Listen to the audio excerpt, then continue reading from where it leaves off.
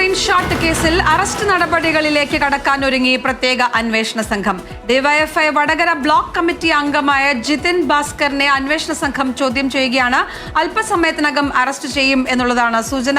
അശ്വിൻ വല്ലത്ത് വിശദാംശങ്ങളുമായി ചേരുകയാണ്.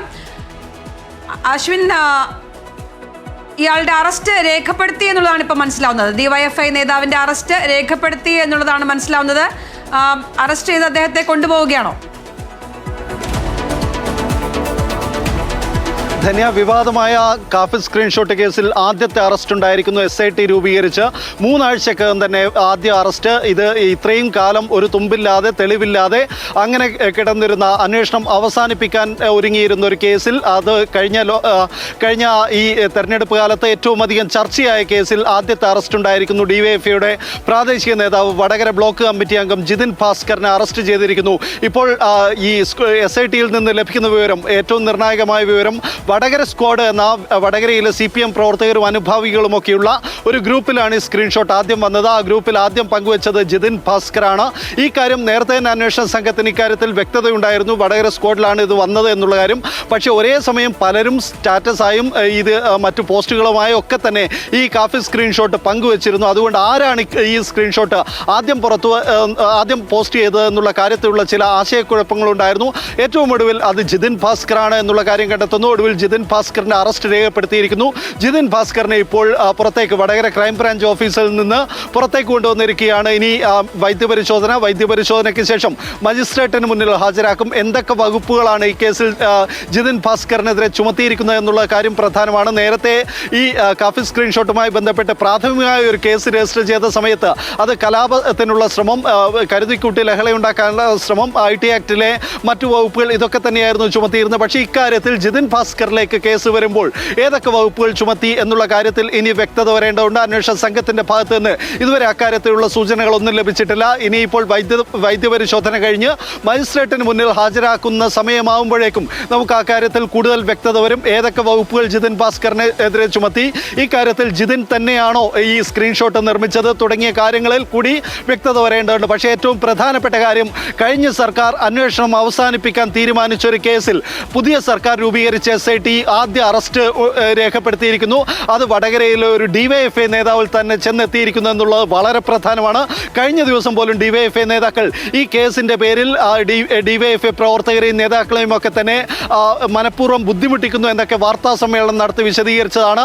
മാത്രമല്ല, കഴിഞ്ഞ പാർലമെന്റ് തെരഞ്ഞെടുപ്പ് കാലത്ത് CPM ആദ്യം ഉയർത്തിക്കൊണ്ടുവന്ന ഒരു വിഷയമായിരുന്നു, രാഷ്ട്രീയ വിഷയമായിരുന്നു ഇത്. മതം പറഞ്ഞ് ഷാഫി പറമ്പലിന് വേണ്ടി വോട്ട് ചോദിക്കുന്നു. അതിനുള്ള തെളിവായിട്ട് പല CPM നേതാക്കളും ഈ സ്ക്രീൻഷോട്ട് പങ്കുവച്ചിരുന്നു. അവരുടെ സമൂഹ മാധ്യമ അക്കൗണ്ടുകളിൽ വരെ പങ്കുവച്ചിരുന്നു. അങ്ങനെ CPM ഉയർത്തിക്കൊണ്ടുവന്ന ഒരു വിഷയം, CPM ഉയർത്തിക്കൊണ്ടുവന്ന ഒരു സ്ക്രീൻഷോട്ട്, അത് അവസാനം നിർമ്മിച്ചത് ഒരു CPM പ്രവർത്തകൻ, വടകരയിലെ DYFI നേതാവ് തന്നെയാണെന്ന് അന്വേഷണ സംഘം കണ്ടെത്തുന്നു. അത്തരത്തിൽ വളരെ നിർണായകമായ, വളരെ പ്രധാനപ്പെട്ട ഒരു നീക്കം SIT നടത്തുന്നു എന്നതാണ് ധന്യ. തീർച്ചയായിട്ടും ഈ പ്രധാനപ്പെട്ട നീക്കം ഇപ്പോൾ SIT എടുക്കുമ്പോൾ നമ്മൾ ഇതിൻ്റെ ഒരു ഹിസ്റ്ററിയിലേക്ക്, ഈ വിഷയത്തിൻ്റെ ഒരു ഹിസ്റ്ററിയിലേക്ക് പോയി കഴിഞ്ഞാൽ, കുറച്ച് ദിവസങ്ങൾക്ക് മുമ്പാണ് ഇത്തരത്തിൽ ഈ കാഫിർ സ്ക്രീൻഷോട്ടുമായി ബന്ധപ്പെട്ട് ആ കുറ്റം സമ്മതിക്കണം എന്ന് പോലീസ് ഞങ്ങൾക്ക് മേൽ നിരന്തരം സമ്മർദ്ദം ചെലുത്തുകയാണ്, ഭീഷണിപ്പെടുത്തുകയാണ് എന്ന പരാതിയുമായിട്ട്, എന്ന വെളിപ്പെടുത്തലുമായിട്ടൊക്കെ നേതാക്കൾ രംഗത്തെത്തിയിരുന്നത്. പോലീസിനെതിരെ DYFI നേതാക്കൾ, DYFI പ്രവർത്തകർ അന്ന് ഇത്തരത്തിലുള്ള ഒരു കുറ്റപ്പെടുത്തൽ നടത്തുകയും ചെയ്തിരുന്നു. UDF ഗവൺമെന്റ് അധികാരത്തിലെത്തിയതിനു ശേഷമാണ് SIT രൂപീകരിക്കുകയും കൃത്യമായിട്ട് ഈ കേസിൽ രാഷ്ട്രീയ ലക്ഷ്യങ്ങളുണ്ടോ, രാഷ്ട്രീയ ലക്ഷ്യത്തോടു കൂടി ചെയ്ത കേസാണോ തുടങ്ങിയിട്ടുള്ള കാര്യങ്ങളൊക്കെ കാര്യക്ഷമമായി അന്വേഷണത്തിലേക്ക് എത്തുകയും ചെയ്തത്. അപ്പോൾ പോലീസിനെ കുറ്റപ്പെടുത്തിയ ഒരു കേസിലാണിപ്പോൾ ആദ്യത്തെ അറസ്റ്റ് നടക്കുന്നത്, അല്ലേ? ധന്യ, കുറ്റ്യാടി MLA പാറക്കൽ അബ്ദുള്ളയുടെ പരാതിയോടുകൂടിയാണ്, കുറ്റ്യാടി MLA പാറക്കൽ അബ്ദുള്ള ആഭ്യന്തരമന്ത്രിയെ കണ്ടതോടുകൂടിയാണ് ഈ കേസിന് വീണ്ടും ജീവൻ വെക്കുന്നത്. കഴിഞ്ഞ സർക്കാരിൻ്റെ കാലത്ത് ഈ കേസ് ഏതാണ്ട് അന്വേഷണം നിലച്ചമട്ടായിരുന്നു. ഇനി മുന്നോട്ടേക്ക് അന്വേഷണം നീങ്ങുന്നില്ല, പുതിയ തെളിവുകളൊന്നും ലഭിക്കുന്നില്ല എന്ന് പറഞ്ഞ് കഴിഞ്ഞ അന്വേഷണ സംഘം കേസ് അവസാനിപ്പിച്ചെടുത്തുനിന്നാണ് പുതിയ അന്വേഷണ സംഘം ഇക്കാര്യത്തിൽ വളരെ വേഗം പുതിയ തെളിവുകൾ കൊണ്ടുവരുന്നു. പുതിയ ആളുകൾ, ഈ ജിതിൻ ഭാസ്കർ ഉൾപ്പെടെയുള്ള ആളുകൾ ചോദ്യം ചെയ്യലിലേക്ക് വരുന്നു.